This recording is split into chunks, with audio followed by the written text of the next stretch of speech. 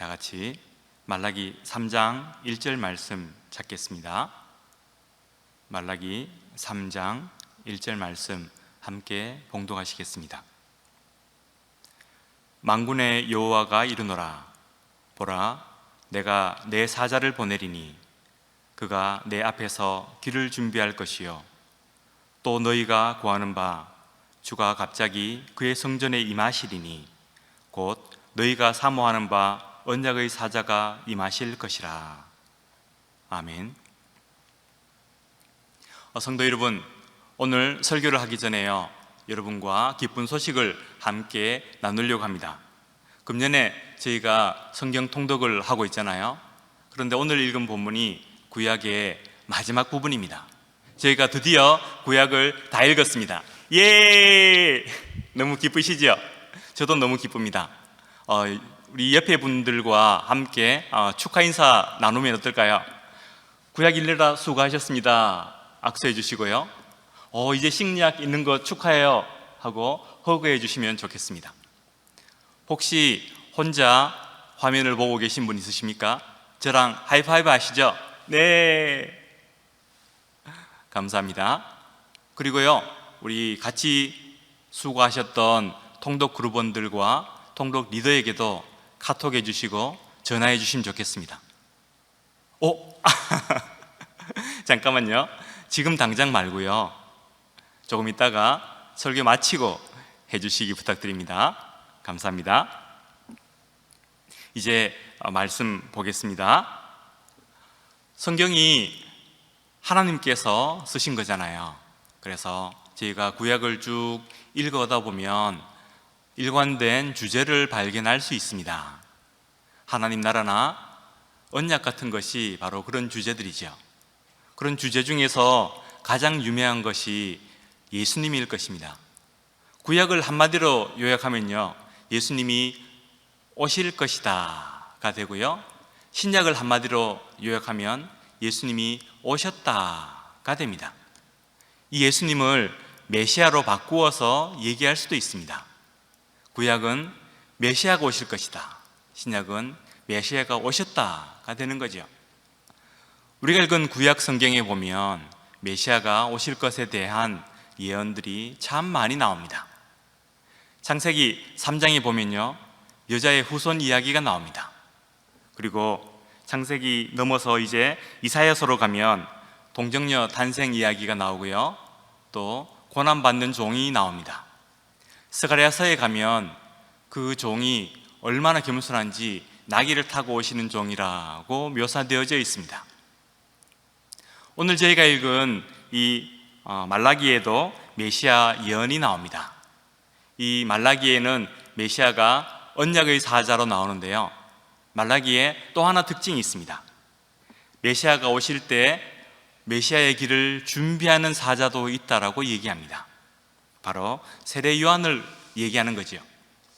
오늘 우리는 이 사자가 메시아의 길을 어떻게 준비하는지 살펴보기 원합니다. 그리고 우리는 어떻게 살아야 할지 생각해 보겠습니다. 첫째로, 이 사자는 언약의 사자를 위해 일했습니다. 다 같이 말라기 3장 1절 다시 읽어보겠습니다. 시작. 만군의 여호와가 이르노라. 보라, 내가 내 사자를 보내리니 그가 내 앞에서 길을 준비할 것이요 또 너희가 구하는 바 주가 갑자기 그의 성전에 임하시리니 곧 너희가 사모하는 바 언약의 사자가 임하실 것이라. 1절에 두 사자가 나오죠. 첫 번째 사자는요, 보라, 내가 내 사자를 보내리니 할 때 그 내 사자가 나오고요, 그 다음에는 1절 끝부분에 언약의 사자가 나옵니다. 여기서 사자는 영어로 메신저입니다. 이 메신저들은 새로운 메신저들입니다. 왜냐하면 기존에 있던 옛날 메신저들이 있었기 때문입니다. 그 옛날 메신저들은 누구일까요? 그것이 말라기 2장 7절 8절에 나옵니다. 한번 찾아보십시오. 2장 7절 보시면요, 제사장은 만군의 여호와의 사자가 되미언을 너희는 옳은 길에서 떠나 많은 사람을 율법에 거스르게 하는도다. 나 만군의 여호와가 이르노니 너희가 레위의 언약을 깨뜨렸느니라 합니다. 원래는요, 제사장이 여호와의 사자로 보냄 받았다고 합니다. 그들은 성전과 제사를 통해서 메시아의 길을 준비하는 역할을 맡았습니다. 그런데 이들이 메신저의 역할을 제대로 감당하지 못했습니다. 이들은 율법주의로 빠졌고요, 형식주의로 빠졌습니다. 그래서 백성들이 참기를 가지 못하도록 만들고 말았습니다. 레위의 언약을 깨뜨리고 말았습니다. 그런데 그 반대로 우리 하나님은 언약의 하나님이시잖아요. 언약은 쉽게 말해서 약속입니다. 어떤 약속이냐 하면 하나님께서 우리를 구원하시고 복 주시겠다는 약속입니다. 하나님은 우리에게 이 언약을 지키기 원하셨습니다. 그런데 미리 보낸 언약의 메신저들이 이 언약을 지키지 못하도록 그 언약을 깨뜨려 버리고 있는 것입니다. 하나님 마음이 답답합니다. 하나님은 이 언약을 어떻게 해서든지 지키고 싶으셨습니다. 그래서 하시는 말씀이 말라기 2장 4절입니다. 2장 4절 보십시오.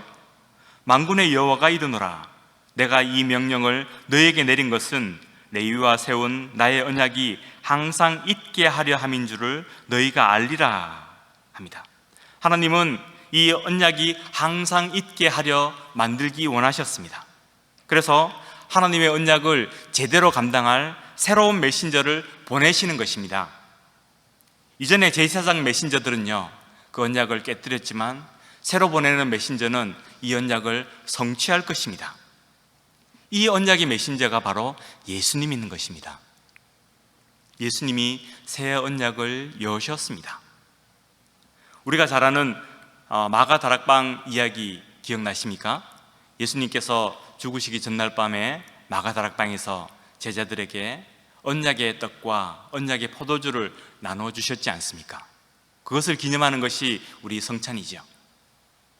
주님은 십자가에서 그 언약의 살이 찢기셨고요, 언약의 피도 흘려주셨습니다. 그래서 나중에 히브리서에 보면 예수님을 새 언약의 중보자다라고 부르고 있습니다. 그리고 두 번째 메신저가 있는데요, 그가 바로 세례 요한입니다.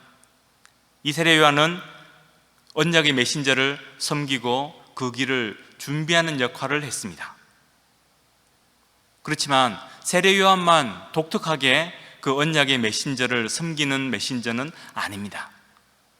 고린도후서 3장에 찾아보면요, 3장 6절입니다. 그가 또한 우리를 새 언약의 일꾼 되기에 만족하게 하셨으니 라고 합니다. 고린도후서는 바울이 쓴 것이잖아요. 바울이 자기도 새 언약의 일꾼이라고 그렇게 소개하고 있습니다. 그러면 바울뿐 아니라 바울 이후에 예수님을 믿는 우리 모두도 새 언약의 일꾼들이라는 말이죠. 그렇다면 오늘 우리는 어떻게 살아야 하겠습니까?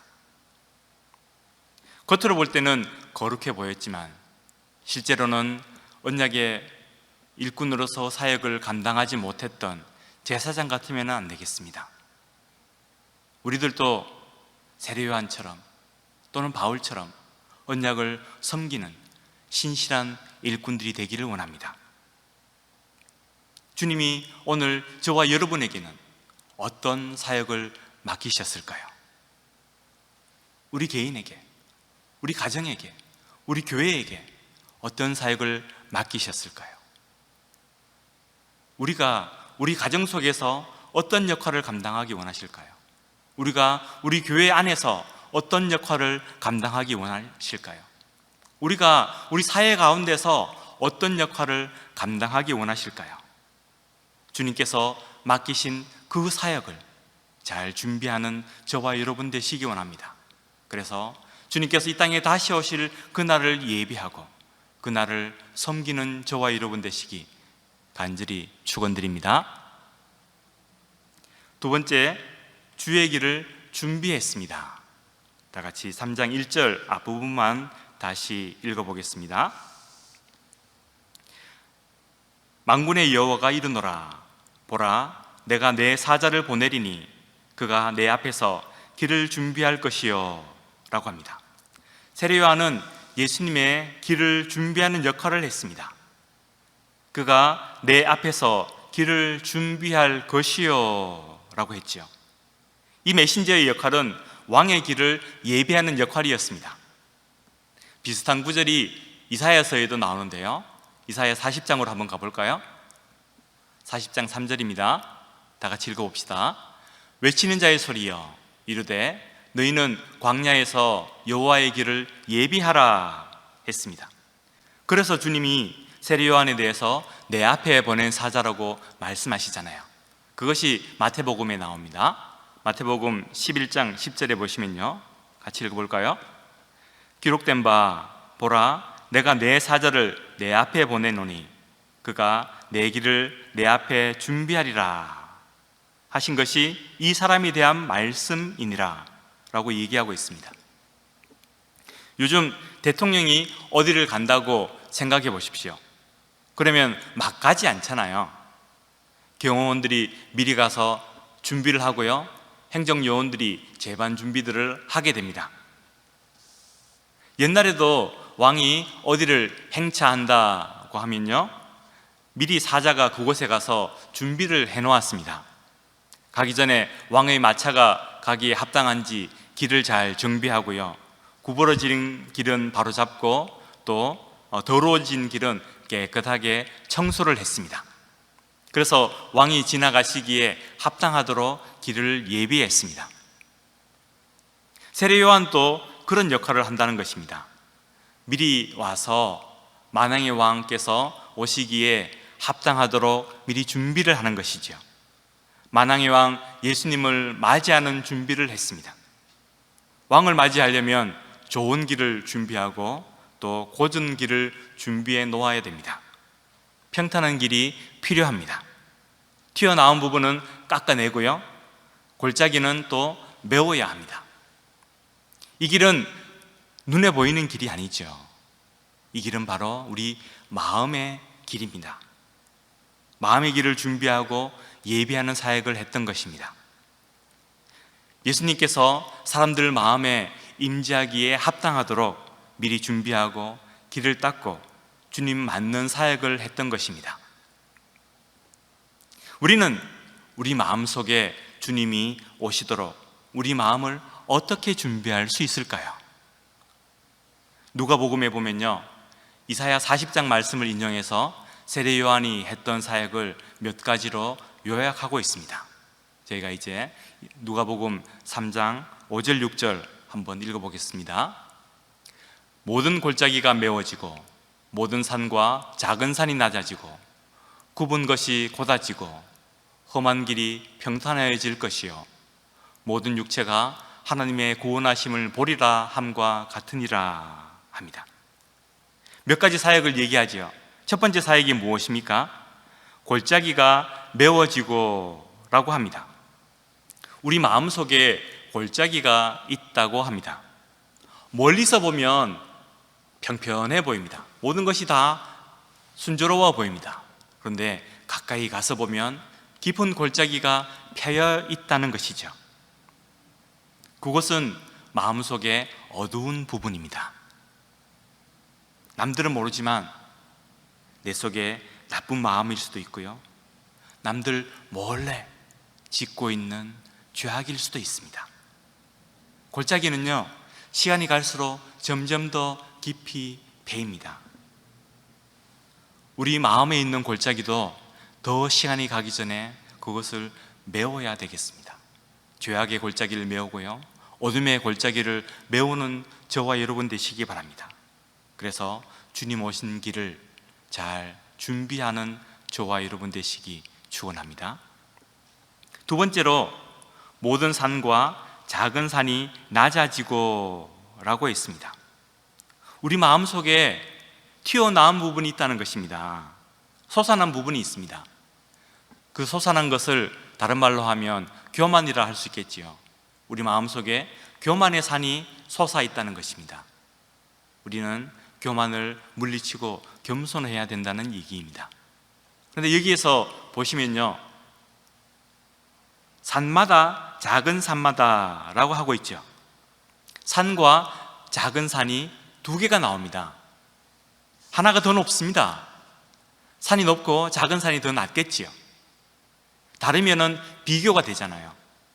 잘난 척하고 교만한 마음 옆에는 늘 비교의식이 따라오게 됩니다. 내가 높은 산이라고 교만하게 되면요, 그보다 더 높은 산이 있는 게 눈에 보이게 되는 것입니다. 그러면은 비교하게 되고요, 열등감이 생기게 되는 것이죠. 열등감과 교만은 동전의 양면, 손바닥과 손등 같은 관계입니다. 우리는 우리의 교만과 우리의 열등감을 모두 주님 앞에 내려놓기 원합니다. 그래서 나도 자유해지고 주님 오실 길도 준비하는 저와 여러분 되시기 원합니다. 세 번째로, 굽은 것이 곧아지고 라고 하고 있습니다.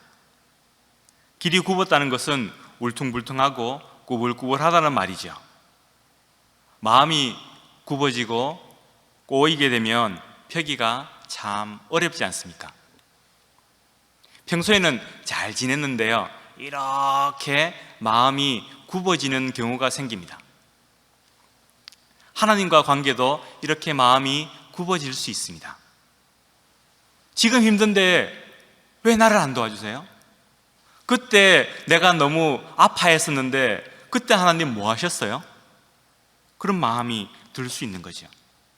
사람들과 관계에서도 마음이 굽어질 수 있습니다.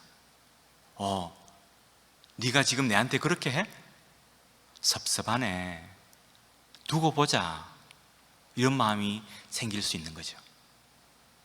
하나님에게든 사람에게든 굽어진 마음은 우리가 풀어야 됩니다. 맺힌 것은 풀어야 됩니다. 이 시간에 우리 마음을 잘 돌아보고 주님께 맺힌 마음이든 사람에게 맺힌 마음이든 다 풀어버리는 저와 여러분 되시기 원합니다.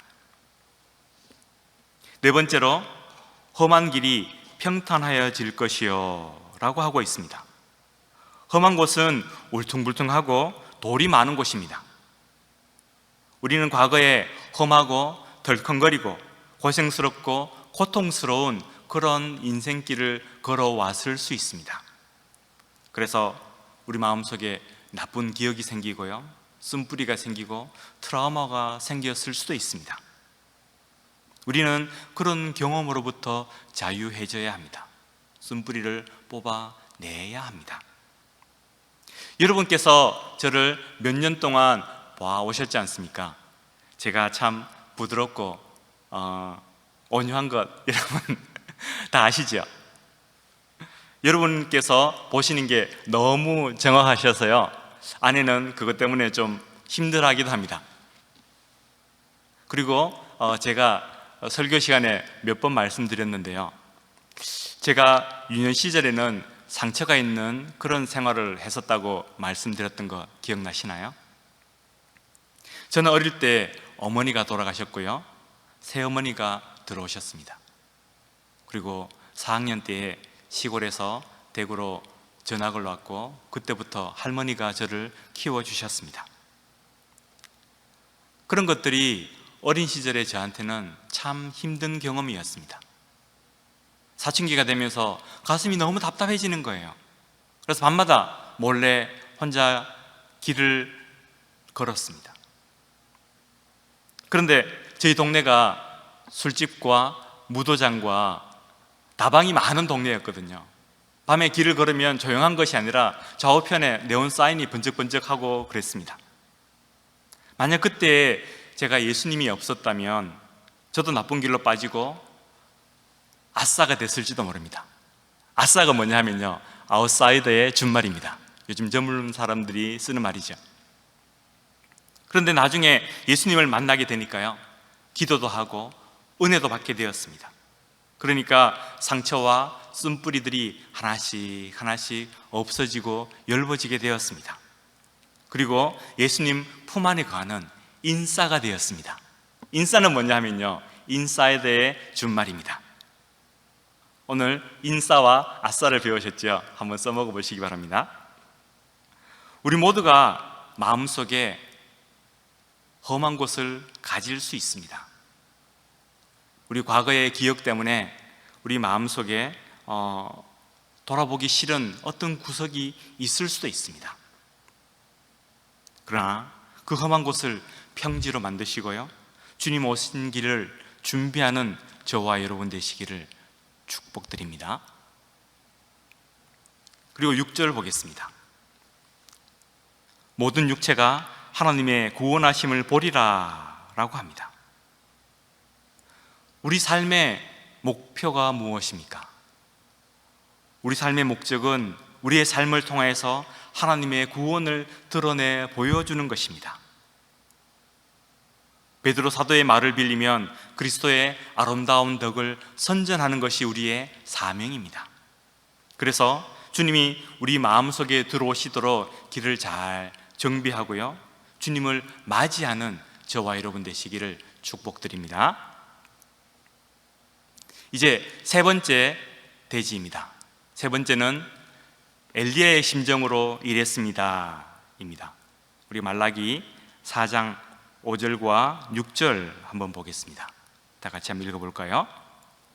보라, 여호와의 크고 두려운 날이 이르기 전에 내가 선지자 엘리야를 너희에게 보내리니 그가 아버지의 마음을 자녀에게로 돌리게 하고 자녀들의 마음을 그들의 아버지에게 돌이키게 하리라.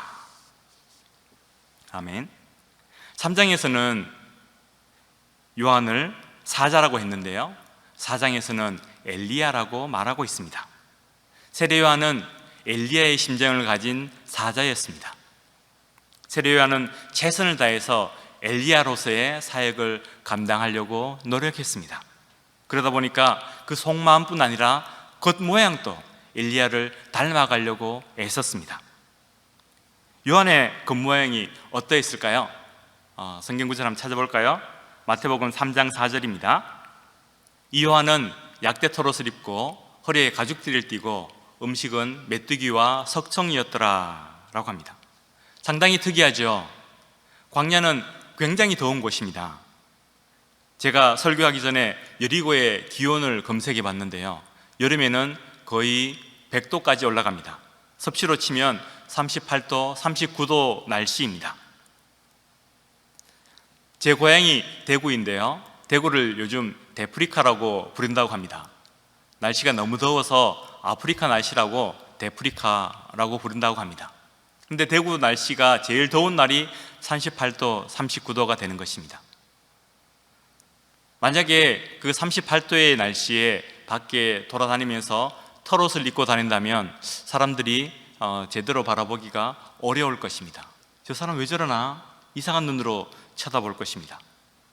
그 날씨는 사람이 털옷을 입고 다닐 날씨가 아니기 때문이죠.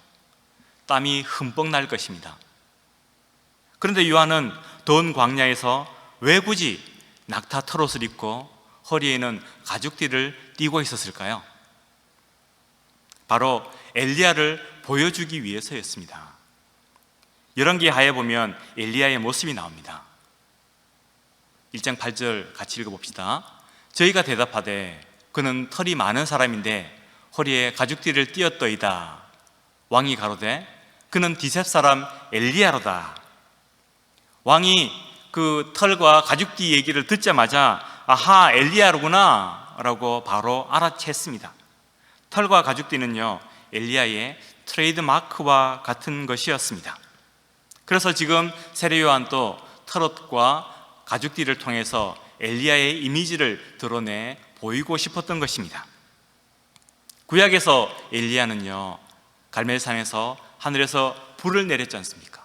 그래서 그 바알을 섬기던 백성들의 마음을 하나님께 돌이켰습니다. 신약에서 세례 요한도요, 광야에서 회개의 세례를 선포했습니다. 그래서 하나님을 떠난 이스라엘 백성들의 마음이 하나님께 돌아오도록 했습니다. 그럼 신약에서 요한은 어떤 엘리야였을까요? 누가복음 1장 7절 보십시오. 저가 또 엘리야의 심령과 능력으로 주 앞에서 앞서가서 아비의 마음을 자식에게, 거스리는 자를 의인의 슬기에 돌아오게 하고 주를 위하여 세운 백성을 예비하리라 라고 하였습니다. 누가는 요한이 엘리야의 심령과 능력을 가졌다고 얘기합니다. 다시 말해서 요한은 생물학적으로 엘리야가 아니라는 것입니다. 유전자 검사를 하면 엘리야하고 요한하고 다른 유전자가 나온다는 거죠. 그러나 엘리야의 심령과 능력으로 사역했다는 것입니다. 엘리야의 역할을 감당했다는 것이죠. 성도 여러분, 이것을 오늘 우리에게 적용하면 어떻게 되겠습니까? 세례 요한이 초림하는 예수님을 준비하는 그런 엘리야의 사역을 감당했다면 오늘 우리는 재림하시는 예수님의 오심을 준비하는 사역을 감당해야 되지 않겠습니까? 엘리야의 사명은 백성들을 예수님께 돌아오게 하는 사명이었습니다. 아버지의 마음을 자녀에게 돌아오게 한다 했고요, 순종하지 않는 사람들을 의인의 지혜로 돌아오게 한다고 했습니다. 여기서 돌아온다라는 이 표현에 주목해 보십시오. 돌아온다는 표현을 죄인에게 적용하면요, 회개가 됩니다. 돌아온다는 표현을 기존에 믿으시는 분들에게 적용하면요, 그 신앙을 회복하고 부흥하는 것이 됩니다. 돌아온다는 표현을 믿지 않는 영혼들에게 적용하면 전도하는 것이 됩니다. 이 시대의 세례 요한, 이 시대의 엘리야의 역할은 무엇이겠습니까? 먼저 내 마음을 돌이키고 회개하는 것입니다. 내가 다른 성도들의 회복을 돕고 그들이 부흥하도록 도와드리는 것입니다. 믿지 않는 영혼들을 전도하는 것입니다. 성도 여러분, 오늘 우리는 이 땅에서 어떻게 엘리야적인 사명을 감당하는 요한이 될 수 있을까요? 요한은 광야임에도 불구하고요, 더욱 열심히 사역했습니다. 더운 날에 털옷까지 입고 다녔습니다. 우리도 우리에게 주어진 사명을 감당하려고 하다 보면 어려운 점들이 한두 가지가 아니죠. 우리 환경이 어렵고요, 우리 주변 상황이 어렵고요, 우리 마음도 어려울 수 있습니다. 그러나 그럼에도 불구하고 그런 어려움들을 극복하면서 최선을 다해서 사역하는 저와 여러분 되시기 간절히 축원드립니다. 사막에서 털옷을 입는 심정으로 주님께 충성하는 저와 여러분 되시기 간절히 축원드립니다. 광야에서 영혼들이 주님께 돌아오기를 원하는 그러한 심령으로 역사하시기를 간절히 축원드립니다. 그래서 우리 모두 다시 오실 주님을 예비하는 사역을 잘 감당하는 충성된 종들이 되시기를 간절히 축원드립니다. 같이 기도하시겠습니다. 사랑의 아버지 하나님, 오늘 하나님께서 준비하신 사자의 모습을 보게 하시니 감사합니다. 언약의 사자를 섬기는 하나님의 사자 세례 요한의 모습을 보게 하셨습니다. 그 사자는 하나님을 위해서, 그 언약을 위해서 죽도록 충성하였고 또 엘리야의 심정으로 충성하였던 것을 보게 됩니다. 우리도 우리의 삶 가운데서 예수님을 드러내고 예수님을 전하는 삶을 살게 해주시고 다시 오실 주님을 예비하는 역할을 잘 감당하게 해 주시옵소서. 예수님 이름으로 기도합니다. 아멘.